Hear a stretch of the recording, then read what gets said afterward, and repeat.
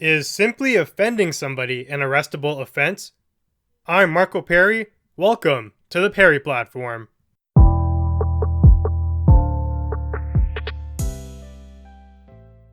The Globe and Mail put out a piece today highlighting a key Supreme Court ruling.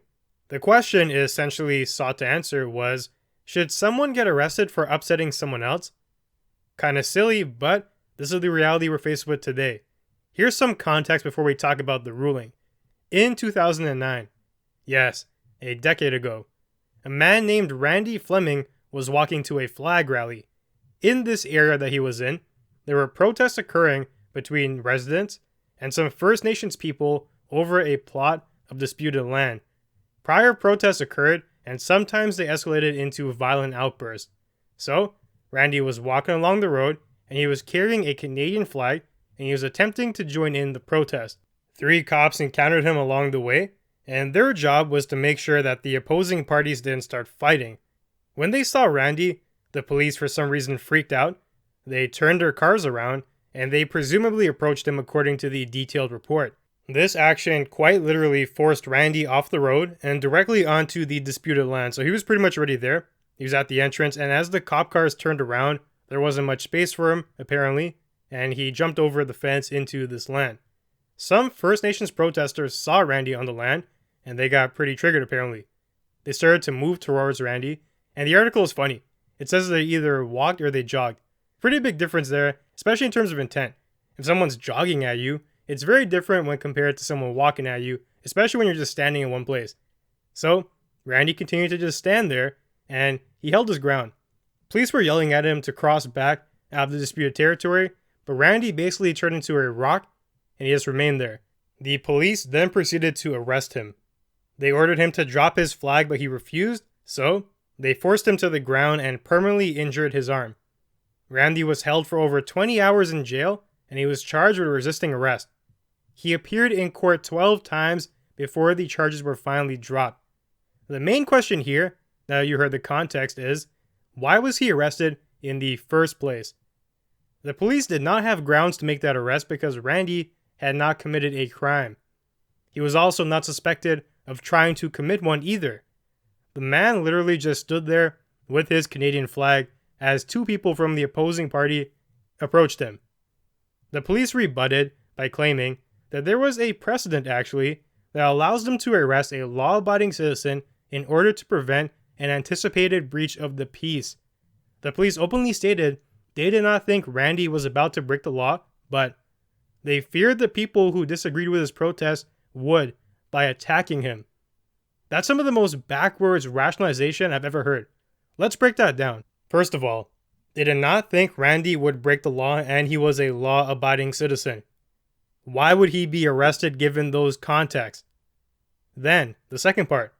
They thought another group would break the law because they disagreed with his protest and they were approaching him. So your natural reaction is to arrest the guy who's just standing there and not the people who are approaching him? And why even jump to arresting? I don't think either party had to be arrested in this case.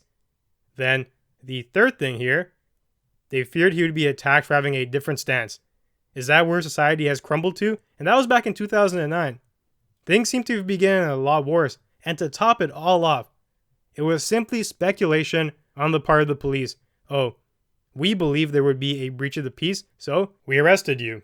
Now, overall, this story may seem kind of silly to some people, and I can kind of understand that.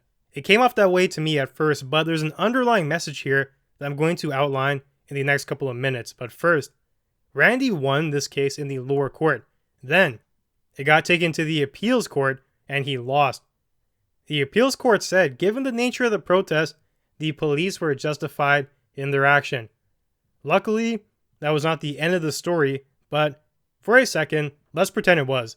They set the precedent that because someone's presence might upset another group and they risk a potential confrontation, they should get arrested. Do the judges not see how that sort of thinking can lead to some very dark places? How about you change the topic and apply the same ruling? Let's say the government makes a decision to ban the freedom of the press, for example. Then, as a citizen, you get angry. You're riled up, and you show up to protest, but because you might offend the politicians, and they might want to fight with you you get arrested, and your whole movement is shut down just like that. There goes the freedom to protest, the freedom of speech, and the freedom of expression that we are entitled to, all in one foolish ruling from a foolish court based on a foolish precedent. Even if you don't draw the estimated damage out to such a logical extreme, even with a less obvious example, the damage is clear. This move would cripple a society's ability to freely disagree with each other. It therefore also hinders our ability to learn and progress. That's the best way to do it, by being proven you're wrong, or by arguing, or by talking about your ideas. If you're in an echo chamber, there is no growth there. It's also against everything our legal system stands for if you think about it. You aren't arrested because the cops think you might commit a crime. That's not how things work. You have to commit a crime before you are guilty. There is no preemptive arrest that can happen. It's unconstitutional. Now, obviously, if Randy shows up and is actively attacking people, then he should be arrested. It's a different story, but remember the context here. Randy was on the disputed land with a Canadian flag, and he stood still. He was a member of a protest, and two people from the other party charged at him. The police thought, oh, it's going to be a fight. Let's arrest this guy. It was speculation, and it was an unlawful arrest. There's no such thing as a supposed culpability of standing in one spot holding a flag, because a crime might occur because of that. Finally, the ruling was brought to the Supreme Court. They disagreed with the appeals court, and they found that Randy was correct. Even if the arrest of Randy had indeed prevented some sort of violence, which, in and of itself, is not clear, it is still not justified. The court stated that no police action should be pursued solely by the fact that it meets a desired end. This is a recipe for a police state, not a free and democratic society. I have to applaud that. That is 100% correct. I'm grateful some people have some sort of sense at the Supreme Court level. The police were essentially making the claim that the ends justify the means. Oh yes, we prevented this supposed violence, but who cares if we had to unlawfully arrest this man? We got the ends, right? It's such an asinine claim. If you extend this, you can easily end up in places where the police want to preserve things like the social order or to protect the peace, and they end up doing evil things to achieve those ends. Look at China for a real-life example. It gives the government and the police and the military the power to shut down protests before they even begin. The bottom line is, even if you don't agree with somebody, Canadians have the right to express their opinions. The caveat is they do it peacefully, which this person did. It's not their fault that another group got so riled up and they might attack him for doing it. I'm often shocked by people on the far left leaning spectrum who advocate for governments to shut down free discourse just because they don't agree with what you're saying, or because they find the ideas you have to be hateful. It's tied to this concept of hate speech.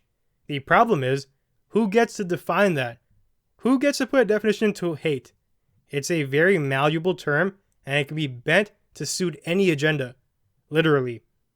Maybe now it serves your purpose, but the time may come when you yourself become the victim of censorship, and your great ideas are suddenly hateful. Someone can have bad ideas, but that is not the same as them being illegal. The freedoms we have in the Western world are not things to be taken for granted. Those who actively seek to try and undermine them are doing the world a major disservice. I don't think it's willful, but it's impactful. Look no further than China for a country that has descended into tyranny. Amazingly, they're not even that far down the line yet. There is a ways to go before they reach the levels of people like Mao, Stalin, Pol Pot, and whatnot. Never be afraid of ideas, but be afraid of not being able to discuss them. And that's the key here. Of course, don't be ignorant. There are hateful ideas. There is hateful speech, but trying to use that as a political tool to shut down people's rights of expression, to shut down their freedom of speech, it's a disastrous precedent. So what do? The answer is, you debate them. You expose bad ideas publicly, and they are shamed. They are shunned and they are thrown out. You don't just ignore them and let them fester. You don't shut people up. You prove to them why it's wrong and you show them a better path. And if they are so hard-headed that they stick to it, let them do it. The idea has already been publicly shamed and they're going to be outcast now. Trying to do things the easy way and just shutting down and deplatforming opposition because it makes you feel bad or you're offended or you simply don't agree, it's the wrong way to go about things. Put in a little bit of effort and think through these solutions because there is a dangerous place we can go to. Places that some parts of the world were in not too long ago. The best way to sort out what's good and what's bad is through dialogue and debate.